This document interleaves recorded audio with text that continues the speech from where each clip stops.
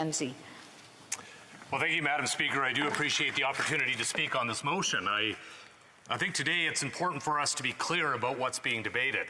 The NDP has a motion that they talk about, they reference the high cost of gasoline, but then they don't suggest what could be done. They're actually suggesting that we should see the prices increase. I think it's good, and I think it's important for the NDP to be transparent about their position.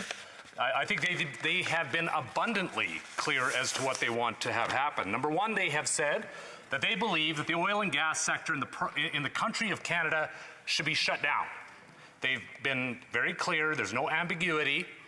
They have said that the 500,000 jobs should be, done away with, and they have an idea as to, how they can get them employed in coffee shops and maybe art studios, but they want to see those jobs eliminated. They want to see the energy sector shut down. They also want to see the price of gasoline driven up even further. They have been abundantly clear with that regard.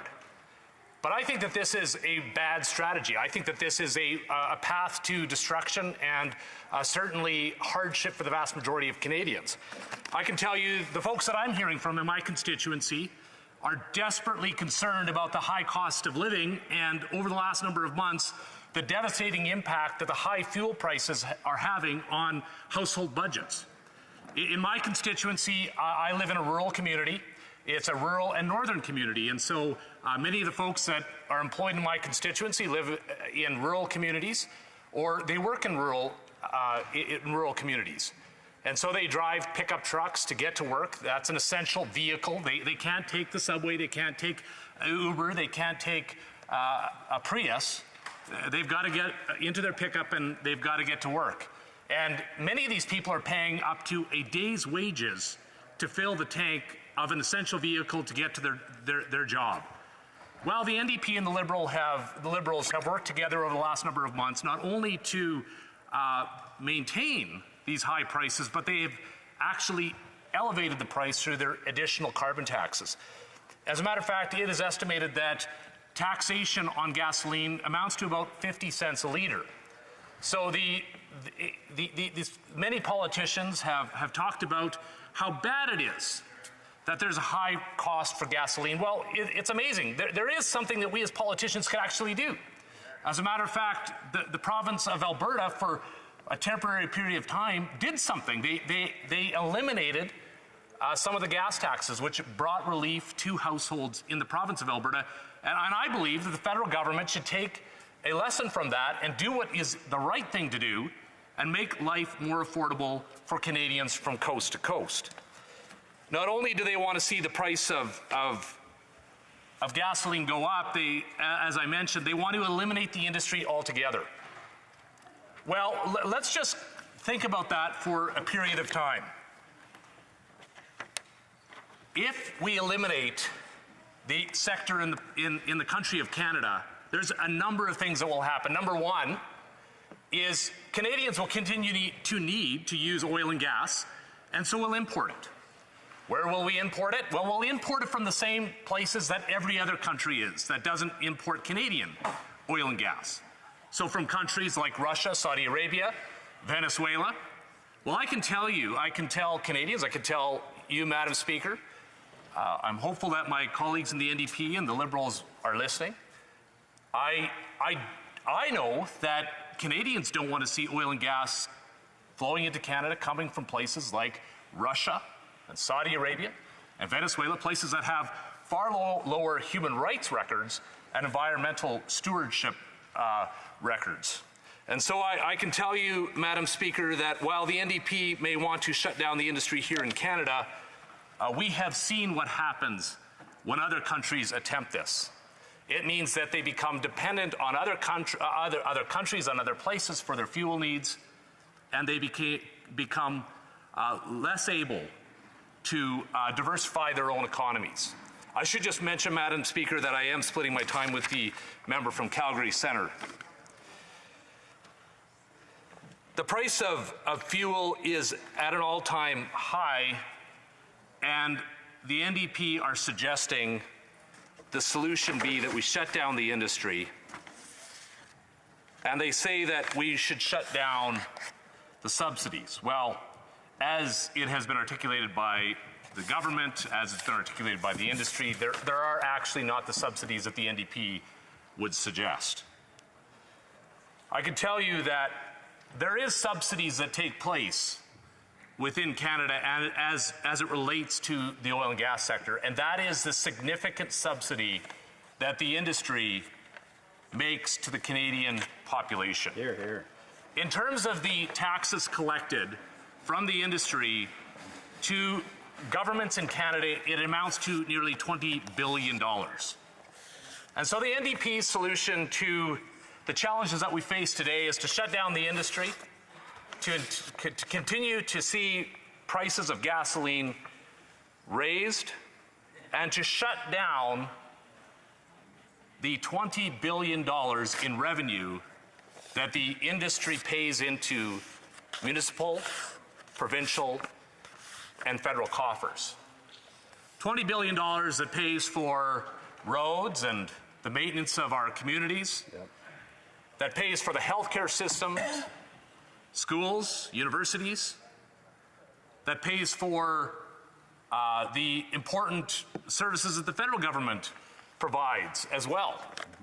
And the NDP suggestion is that if we just eliminate this industry, all will be harmonious. We will happily, continue on our merry way without the industry, and they give no regard for the $20 billion that is invested from the industry every single year. But more importantly, the NDP talks about shutting down the industry and never talks about the important jobs that this industry creates. Hear, hear. The 500,000 jobs that the industry creates directly, the indirect jobs that are created in every community across this country. And the NDP, which is, in the old days, they used to be the defender of the blue-collar worker. They used to be the defender of, rural communities. They used to be the defender of the little guy. Well, I can tell you that the vast majority of people that work in the energy sector in the province of Alberta and throughout the country are exactly the people that the NDP used to represent. Unfortunately, they have now completely abandoned those folks. But it's interesting because in a community like mine, where we have a very diversified economy, we have oil and gas, we have agricultural, we have forestry jobs, we have a good service sector, we have a good retail sector. Everybody in close proximity understands that their well-being is connected to everybody else's well-being. And so the retailer knows that if we shut down the energy sector, yes, they know that their energy costs would skyrocket, which of course they're opposed to, but they also understand the importance of their success being connected to the jobs that are created within our community and the spin-off benefits within our community. The thing that the NDP also likes to conveniently forget is they talk about the environment and they talk about the need to transition from oil and gas to new energies. Well, the NDP would follow the path of Kathleen Wynne, a government here in the province of Ontario that spent billions of dollars.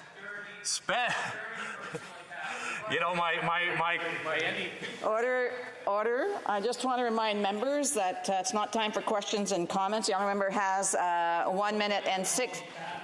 The honourable member for Timmins James Bay will come to order. There is 1 minute and 6 seconds left, and I'm sure that the NDP have the first question on this here, so I'm sure he'll be able to get up to ask questions and comments. Questions. The honourable member for. I lost my thought there. Grand Prairie Mackenzie.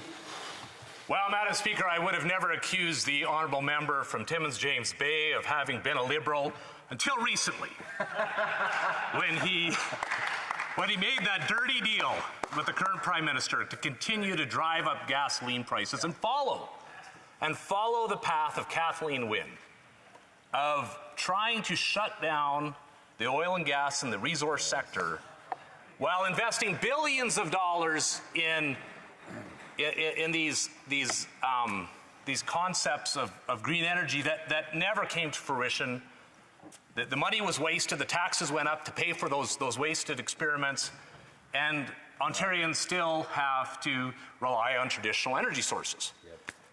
But that's exactly what the NDP suggests, because as a matter of fact, not only is the oil and gas sector an important investor in our communities and our governments and all the rest of it, but they're also one of the largest investors in clean tech in the country. Hear, hear. And the unique difference between the oil and gas sector and government investment in clean tech is that oil and gas sector invests in clean tech that actually results in something beneficial for our communities, whereas the waste of government spending on these fronts. Madam Speaker, I know my time is done. Thanks. Questions and comments? Questions et commentaires. The honourable member for Timmins, James Bay. Thank you, Madam Speaker. I listened with great amusement to my colleague. I great respect for him, and it was getting kind of out there, but that's okay. He's got a job to do. But I'd like to ask him about some work we did together while he was committee chair in trying to get accountability on the Kielburger brothers, because this issue has been brought back up into the public media, and I'm very concerned about the fact that in 10 months of trying to get basic financial information of how many corporations, who had the finances, who owned what, that we couldn't get a single clear picture. And this is a parliamentary committee, and what was obstructing us through the whole time was their chief financial officer, Victor Lee, who we kept being told was off sick someplace, but they had nobody else to replace him. I'd like to ask my honourable colleague, as the chair of that committee, the frustration that he faced. This was a children's charity. A children's charity should have pretty clear books.